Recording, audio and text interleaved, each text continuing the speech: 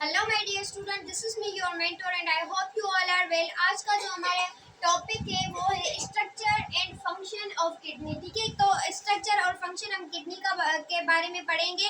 पहले मैंने बताया था कि स्किन कैसे वर्क परफॉर्म करती है एज एक्सक्रीटरी ऑर्गन, और आज हम ये पढ़ेंगे। पहली बात तो स्ट्रक्चर और फंक्शन किडनी का पढ़ेंगे कि वो कैसे एक्सक्रीटरी ऑर्गन होती है। ठीक है, ये एक होम्योस्टेसिस का ही टॉपिक है। तो फंक्शन क्या होता है? First of all kidney osmo regulation करती है, हार्मोन प्रोडक्शन करती है, ब्लड प्रेशर रेगुलेट करती है, एसिड बेस बैलेंस करती है, और उसके अलावा एक्सक्रिएशन ऑफ वेस्ट। ये सारी पॉइंट्स मैंने लिखी हुई है, मगर मैं आज उसको एक्सप्लेन नहीं करने वाली। आप कमेंट करें ताकि मैं ये सारा एक्सप्लेन करूंगी, अगर आपको आज पसंद आ रहा है तो। ठीक है, मगर आज हम ये स्ट्रक्चर पढ़ रहे हैं कि कैसे किडनी होती है और क्या क्या इसके मतलब पार्ट्स होते हैं, क्या क्या इसकी चीजें अंदर प्रेजेंट होती है। ठीक है, तो फर्स्ट ऑफ ऑल किडनी का बीन शेप इसका स्ट्रक्चर होता है, सही है। और जो मतलब कि एक तो कॉन्वेक्स मतलब कि बाहर की तरफ होती है, और एक साइड से अंदर की तरफ होती है। ठीक है, उनको हम कॉनकेव कहते हैं, सही है। उसके बाद जो है उसके ऊपर एक ग्लैंड होता है, उसके ऊपर एक ग्लैंड होता है, मगर उस ग्लैंड का इस किडनी से कोई रिलेशन नहीं होता, कोई खास काम साथ मिलकर परफॉर्म नहीं करती, जस्ट वो प्रेजेंट होता है, वो एक ग्लैंड होता है, उसका नाम जो होता है वो एड्रीनल ग्लैंड पर नाम होता है, सही है। उसके बाद क्या होता है कि किडनी से मतलब निकलती है एक रीनल वीन निकलती है और रीनल आर्टरी निकलती है। ठीक है, रीनल आर्टरी जो होती है वो हार्ट की तरफ जाती है। ठीक है, और जो हार्ट की तरफ से आती है रीनल आर्टरी, और जो रीनल वीन होती है वो जाती है इंफीरियर वेना केवा के पास। उसके बाद जो होती है कि वो उसके बाद क्या करती है, हार्ट के पास जाती है, सही है। एंड उसके अलावा क्या होता है कि ये किडनी का आज मैं सिर्फ स्ट्रक्चर बता रही हूँ। ठीक है, जो किडनी होती है बीन शेप होती है, तो उसके बीच में क्या प्रेजेंट होता है, रीनल कैप्सूल प्रेजेंट होता है। क्या होता है? रीनल कैप्सूल होता है, और उसको अगर हम मतलब कि स्लाइस करें, कट करें, तो उसके अंदर रीनल कॉर्टेक्स प्रेजेंट होते हैं। ठीक है, और उसके बाद ये मैं आपको यहाँ पर पूरा एक्सप्लेन कर रही हूँ रीनल कॉर्टेक्स वगैरह को, मगर इसके आगे देखते हैं कि क्या होता है। ये जो पूरा पार्ट होता है यहाँ पर, इसको हम कहते हैं हिलम। क्या?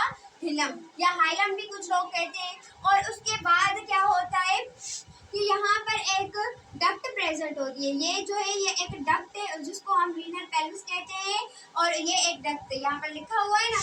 और ये जो होती है मतलब यहाँ से जो यूरिन होता है वो यहाँ पर लेकर आती है, फिर वो यूरिक टर्म में जाता है, एंड देन वो यूरिनरी ब्लड में मतलब कि जमा होता है, सही है। जमा होने के बाद फिर यूरिथ्रा से पास हो जाता है। ओके, और अब हम इसके बारे में डिस्कस कर रहे हैं कि रीनल कॉर्टेक्स क्या होता है। रीनल कॉर्टेक्स जब हम किडनी को स्लाइस करेंगे और अंदर वाले पार्ट्स देखेंगे कि किडनी के अंदर क्या होता है, तो वही सेम शेप तो है, मगर अभी इसके अंदर में देखेंगे कि क्या होता है। फर्स्ट तो ये ऐसे पिरामिड्स बने हुए होते हैं। ठीक है, ये एक ऐसे पिरामिड्स बने हुए होते हैं, उसमें उनका नाम क्या होता है, रीनल पिरामिड्स। अभी रीनल जहाँ भी आप देखेंगे, अगर आर्टरी का नाम देखेंगे, यहाँ पर आर्टरी है, वीन है, या फिर पिरामिड, पूरी जगह पर रीनल हम यूज करें। क्यों? क्योंकि किडनी का जो ट्रम होता है उसके साथ मतलब किडनी के साथ अगर किडनी की कोई बात की जा रही है, किडनी के अगर कोई वीन है, किडनी के अगर कोई आर्टरी है, या फिर किडनी का कोई पिरामिड है, मतलब कुछ भी किडनी से रिलेटेड है, तो उसके आगे हम रीनल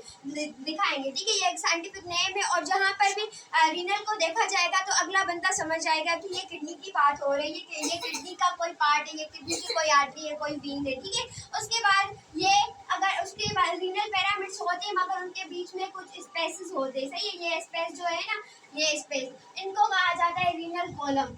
ओके, और जो रीनल पिरामिड्स होते हैं वो कितने प्रेजेंट होते हैं, वन किडनी में कितने 8 से 18 पिरामिड्स प्रेजेंट होते हैं।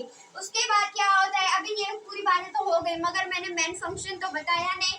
मतलब कि जैसे आपने पढ़ा होगा जरूर कि किडनी का जो फंक्शनल यूनिट है उसको हम नेफ्रॉन कहते हैं, सही है। नेफ्रॉन कहाँ पर प्रेजेंट होता है, पूरा ओवरऑल यहाँ पर हिलम वगैरह ओवरऑल बताया। उसके बाद पिरामिड्स के बारे में भी मैंने बात की, मगर नेफ्रॉन का तो कहीं मतलब कि नाम हुआ ही नहीं।